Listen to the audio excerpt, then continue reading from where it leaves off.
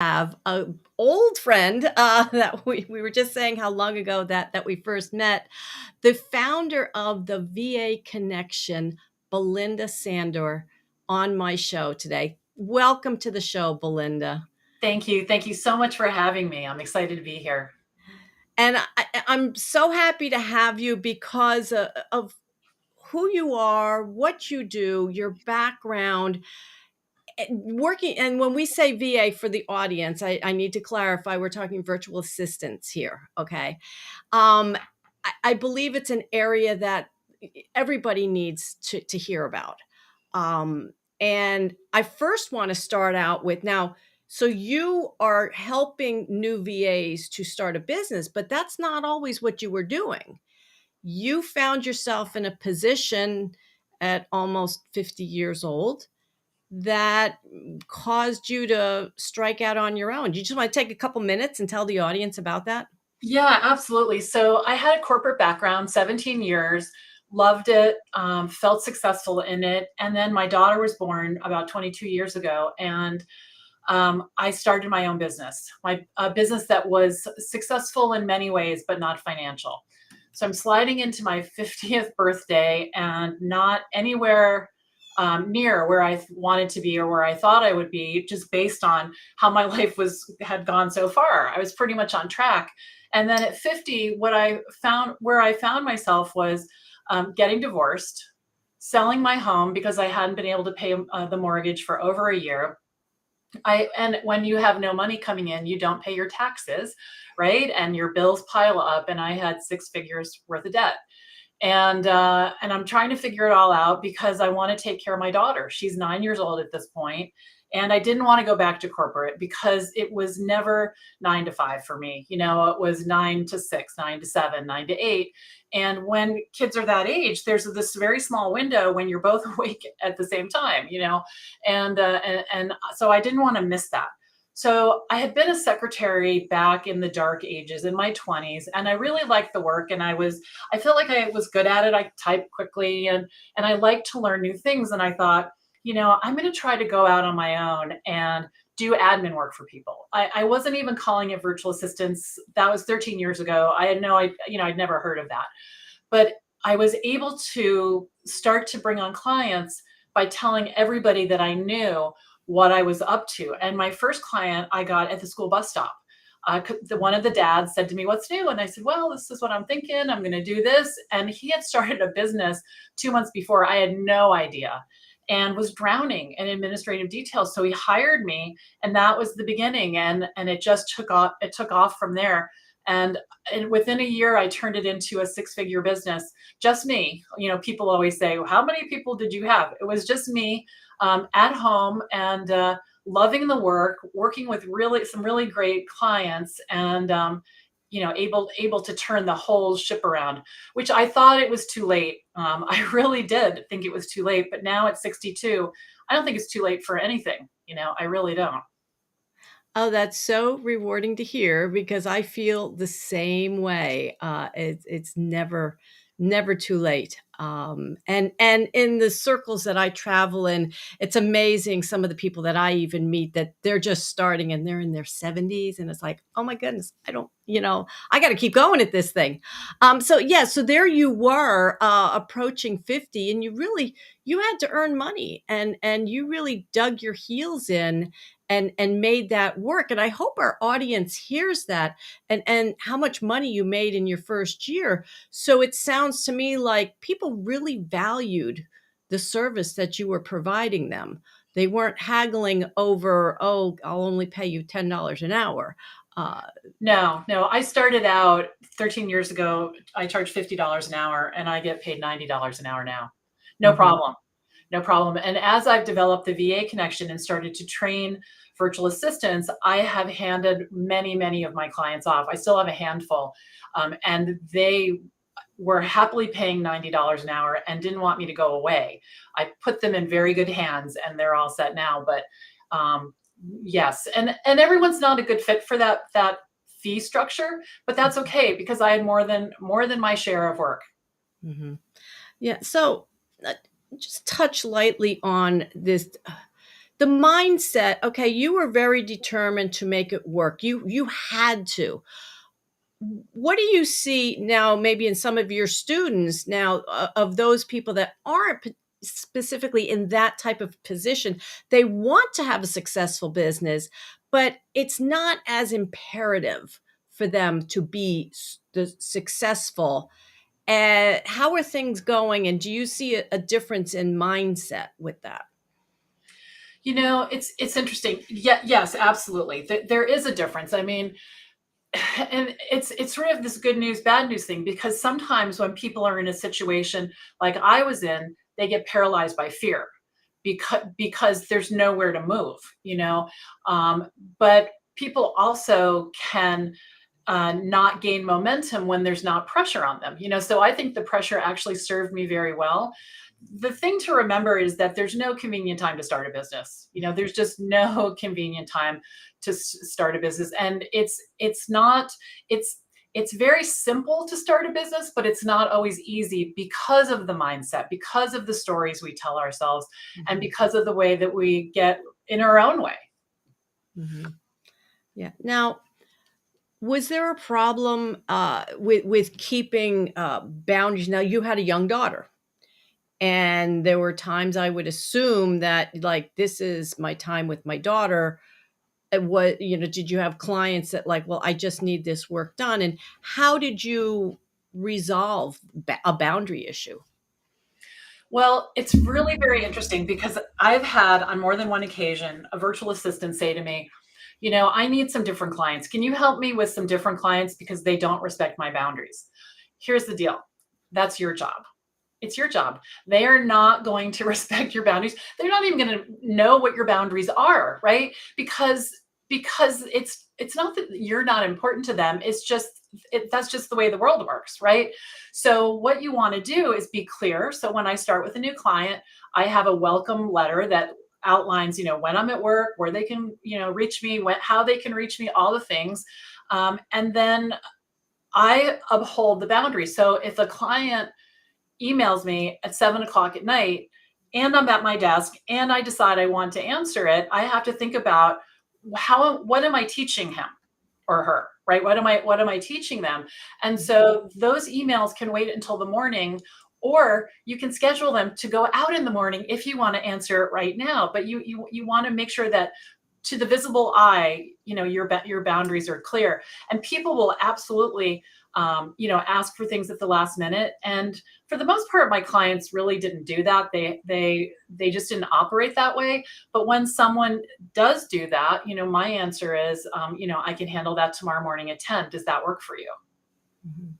And so it's not about boundaries is a really interesting word because and maybe it's my age, but when everyone started talking about boundaries, it was this like barrier you want to put around yourself. For me, it's much simpler than that. It's just a set of rules. I have sets of rules about everything, like what I eat and how not really rules about what I eat, I guess, but well, actually, yeah, because I'm focused on staying in good shape, and so I don't eat donuts, right? And that's kind of a rule. And Mhm. and it's the same thing with the boundaries. It's just rules of the road for my success and ultimately my clients' success as well. And the last thing I'll say about this, because my students think it's really funny, I put everything through the filter, is this going to make me mad? If I work late for a client and we are doing it, as an exception and it's not going to make me mad, I'll do it. But if it's going to make me mad, I just say no. I don't know if that makes sense. Oh, it does. It does. And going along with boundaries, the whole communication thing when you're working with other people. And again, I hope all business owners listening to this are taking value from what we're talking about here. I hear too often that somebody says, "Oh, I had a VA, but it didn't work out." And as I start asking questions, or I'm just listening to a conversation, I realize, I think it's a communication problem. And everybody thinks that, oh, I'm in a time in my business, I can just hand this stuff off, but they didn't prepare to hand off the work. And they think just because somebody works in Infusionsoft. Well, you work in it, so you should know what to do. Here it is. No, you need to communicate what your expectations are. What are your thoughts on that? You know, along with the boundaries, it's a whole communication issue to make the relationship work well, don't you think? Absolutely, absolutely, and that's why I don't know if I invented it, but I'll take credit right now. I invented something called reverse delegation. Most people are terrible at delegating. They don't know how, they leave words out, they don't think about the whole process. And part of the reason they need a virtual assistant is that's a superpower of ours, right? To take something that's chaotic or complicated and break it down into steps and make it happen. So what I train my VAs to do is reverse delegate. Ask all the questions, think through what is it that I need. And sometimes, and you'll want to be soft with it, um, tone is so important, especially when we're working miles and miles away from each other, right? So you want to make sure you put the friendly words in too. Would you mind telling me, please, what happens after this step, or what you'd like the email to say, or just be very specific, because we're not mind readers. We're not Mhm. mind readers, and being a VA is such a highly personalized profession. I have very different skills than other virtual assistants. So it's not like I'm a dentist and I just fill teeth and do crowns. It's not like that. It's much more personalized. And so a good relationship is critical. But you're 100% right, because I manage. It's a pretty big team. There's like five of us on my team at the VA Connection, making everything run, and our communication is careful and thoughtful and constant, in order to make that work.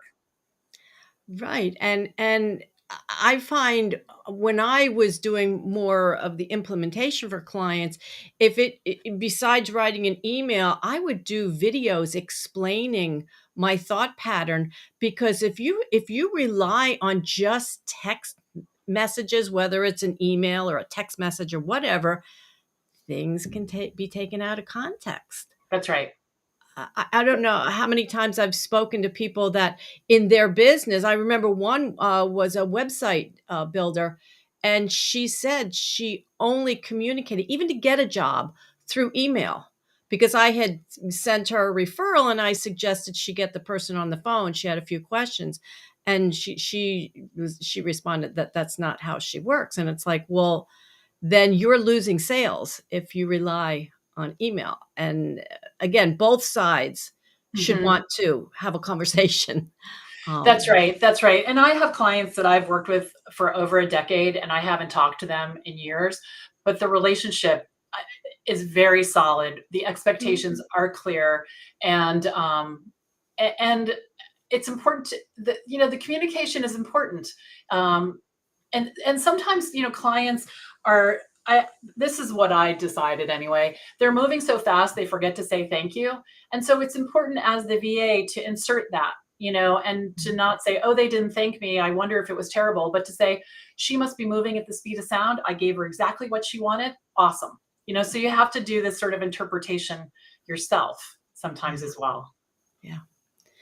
Now, working on your own and again, this is virtual assistants and all service provider coaches, everybody out there working on their own accountability and keeping moving forward.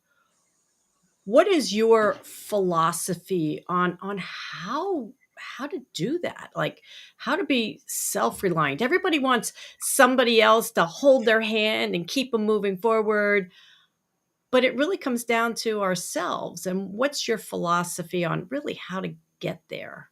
Yeah, it's funny. Everyone looks out at accountability like something that's outside of them. Accountability is 100% inside of us. It's our responsibility. And the way that I think is the best way to get on board with that is to do one. It's simple, but it's not easy. Keep your word to yourself all the time. And what happens is you become trustworthy in your own mind.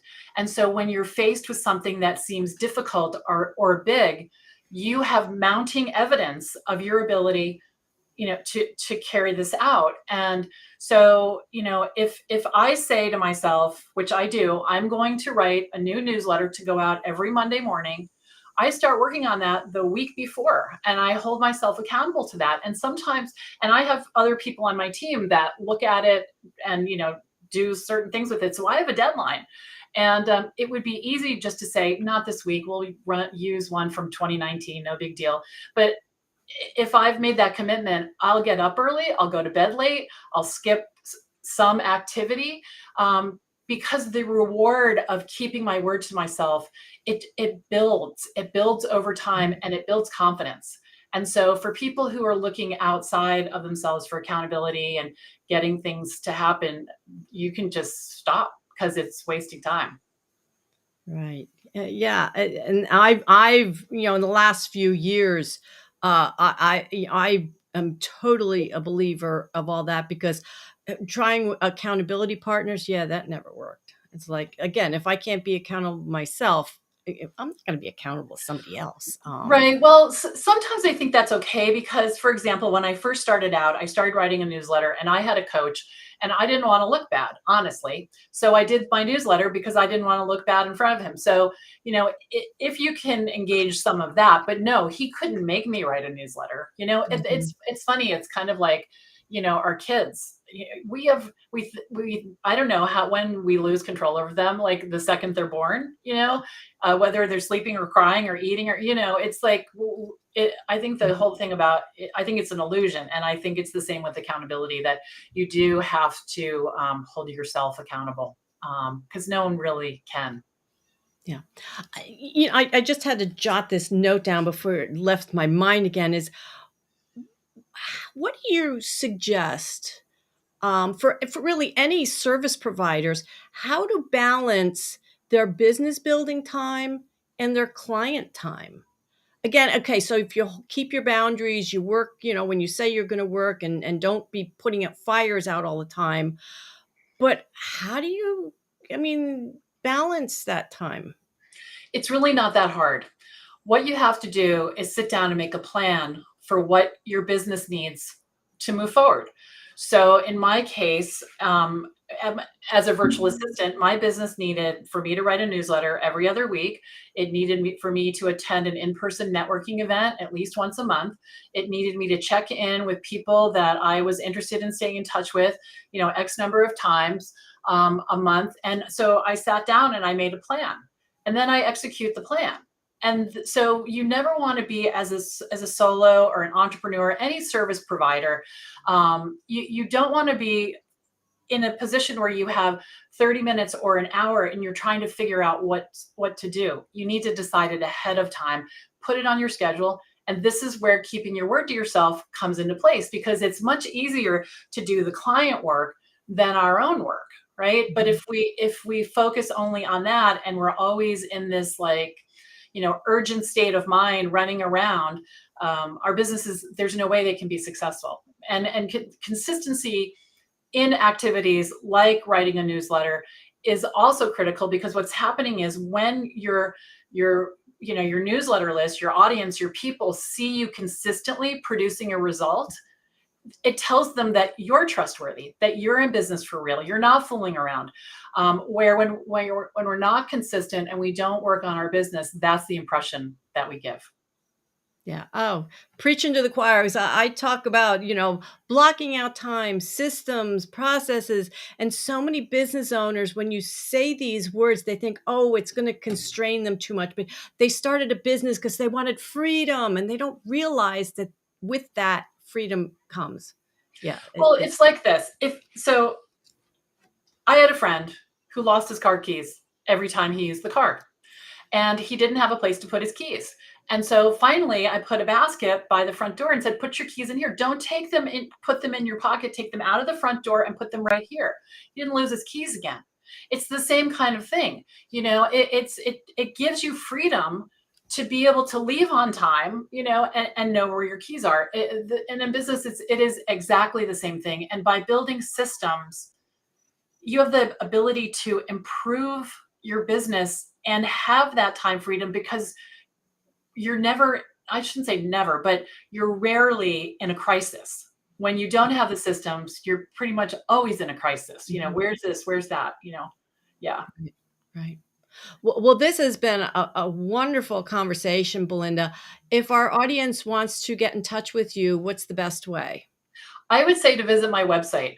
There's all kinds of ways to interact with me, but all of them are conveniently located on the homepage of thevaconnection.com. So from there, you can access our Facebook community. If you're interested in being a virtual assistant, you'll see free live trainings there, all kinds of information and events that happen every single week. And I checked out a few of Belinda's videos on YouTube, and it's good stuff for everybody, whether you're a VA or not.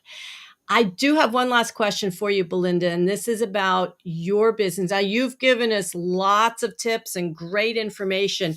Um, I want to go in the tool area, the technical tools. Do you have a favorite piece of technology that really helps you to make it click in your business? Interesting. So I have a little bit different philosophy than most people on this, and that is I don't use an all-in-one. When I say an all-in-one, I mean like some application that, emails and texts and does my Mhm. finances, everything all in one place. I have always been a fan of using technology to solve a problem. A lot of people get technology and it becomes a problem. So, what I would say is look at what problem you're trying to solve, whether it's note taking. I use Evernote. If it's credit card processing, I use Stripe. If it's Microsoft Office, different tools that are leaders in their category. And most of my tools are either free or very inexpensive. So don't fall into that trap. And the other thing is, in terms of tools, don't buy them in anticipation of needing them. Wait Mhm. until you have the actual issue, and we can download and buy most things in a matter of seconds when we need them. Oh, thank you so much for that, Belinda. Again, preaching to the choir, that's what I say. And I say, keep it as simple as possible.